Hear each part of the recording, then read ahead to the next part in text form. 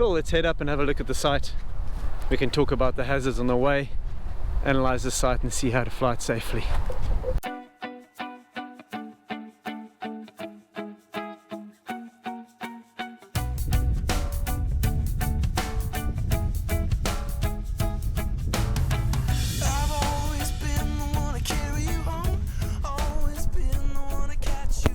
This is the landing field.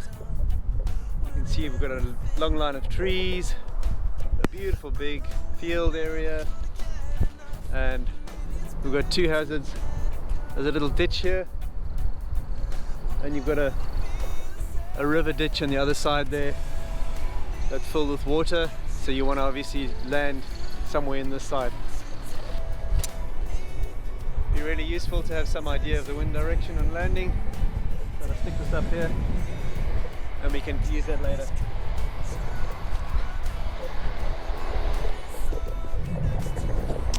Right, so there you go.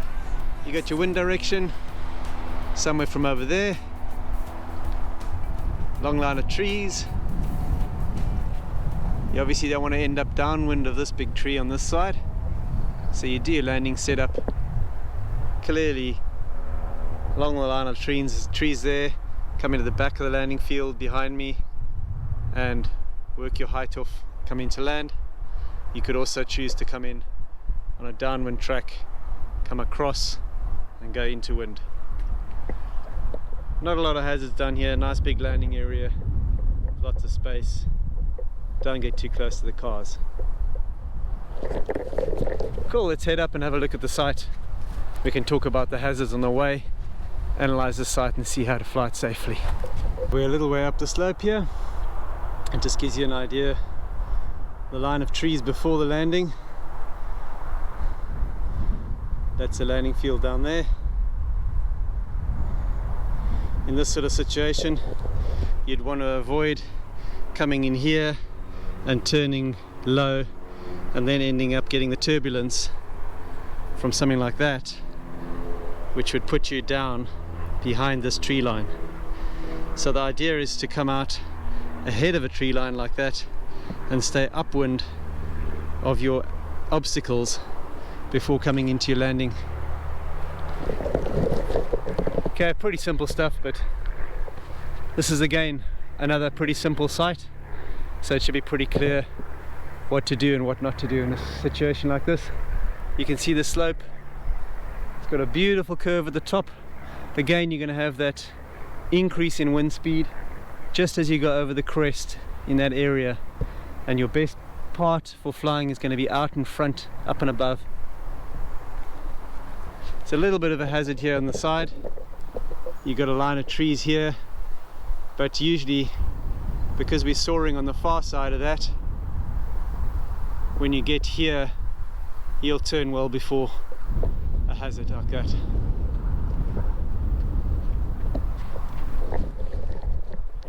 Somebody's just pulled up at the top, looks like it's flyable. Let's get up there. Cool, so up on the slope on Mount Caburn now. It's definitely flyable. I'll give you an idea of the site. We've got a little ledge here. This is my preferred spot for launching. Comes up to the top there. You'll find most of the pilots setting up on the top of the hill. To me, that's where the wind is going to have a venturi. You're going to have your strongest wind up there. And okay, if there's very light wind, you want to be up there to get maximum lift, but most of the time, if it's soarable, you don't want to be up there. You make a mistake and you're into the venturi and you're stuck on the top of the hill. If you come down the slope to this little spot here, you've got much more room to maneuver, time to get your wing up, and it's not as powerful. So also the angle of the slope helps you. If you're pulling up on something like that, it helps you get off the slope.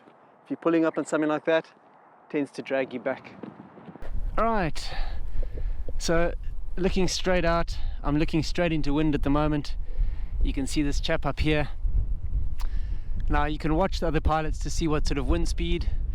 Now he hasn't got any brakes on. I'm assuming he hasn't got speed bar on, and he's tracking forward at about, I don't know, it looks about 5 or 6 k's an hour. So from that I can deduce the wind up there is over 30, and wind on launch might be about 25 It's going to be strong on the pull-up.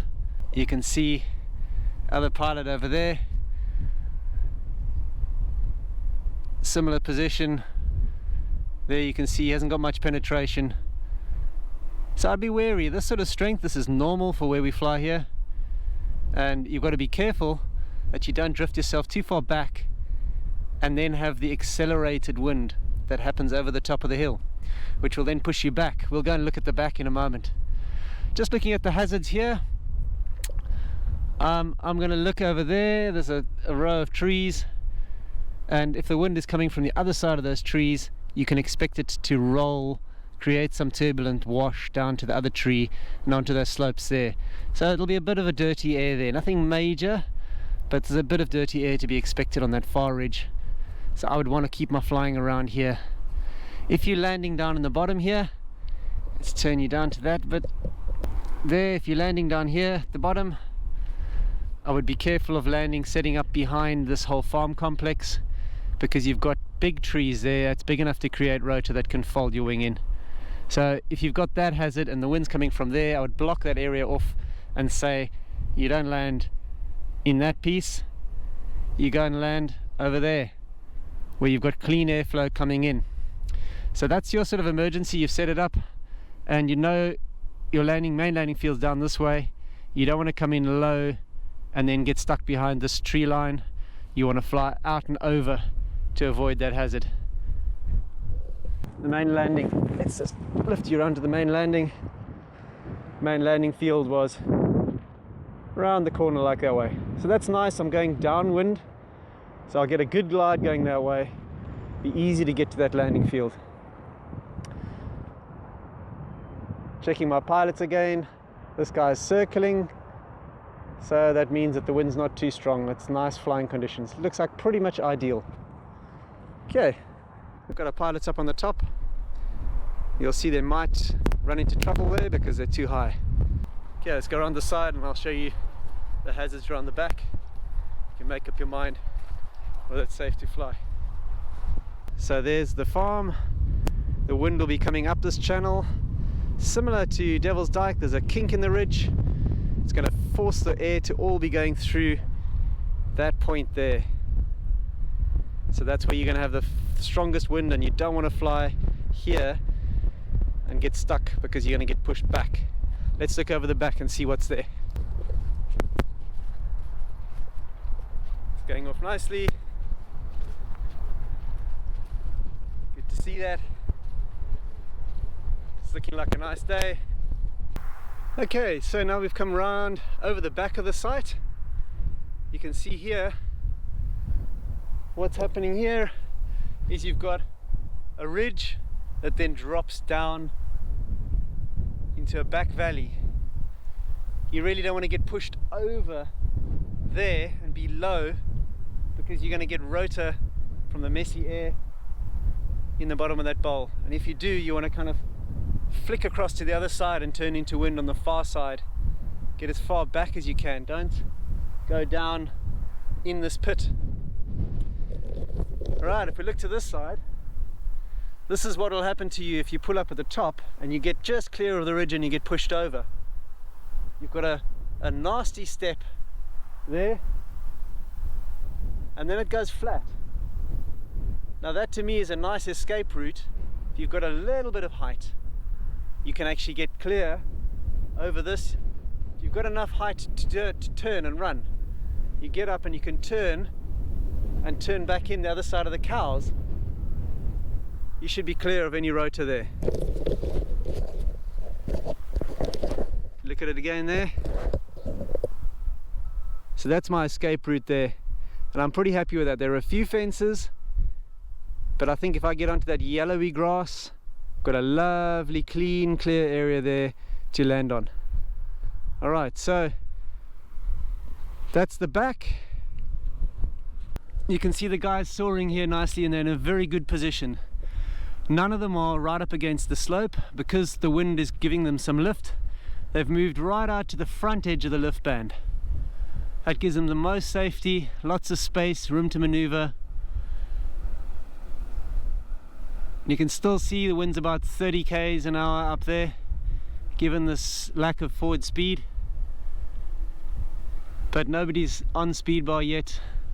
The air looks reasonably stable, so I can analyze the way the guys are moving and decide if it's safe for me to fly. I'm happy with that. If we move a little bit across, there's the slope, the main slope there, and if I was soaring in these conditions, I wouldn't want to go past the edge of frame here, because you'll find the wind is going to start accelerating on the side of the hill. So you want to do your turns here and head back into wind. So your hazards in this sort of situation, this is really all about strong wind launch control. You want to practice ground handling, picking your wing up and controlling it nicely in these sort of conditions. You want to be able to kill your wing. You definitely want to learn your back riser control and being able to kill the wing on the back risers, because that's your biggest risk here. There really aren't many hazards on the slope. The air's not going to be turbulent. You've got clean airflow in front of you. You've got lots of landing options. You've got a decent escape route over the back. Your hazard is confined to pulling up the wing and getting dragged on the launch site. So there it's a matter of laying out the wing nice and straight, picking a reasonably low launch spot so that you're not in the teeth of the wind at the top, bringing it up nice and straight, running at the wing to reduce the power, controlling the wing either on your back risers or just by running and getting rid of the power, and getting off the hill nice and early, not letting it tip over one way or the other. Otherwise, another one of these wonderful Sussex sites that we've got here.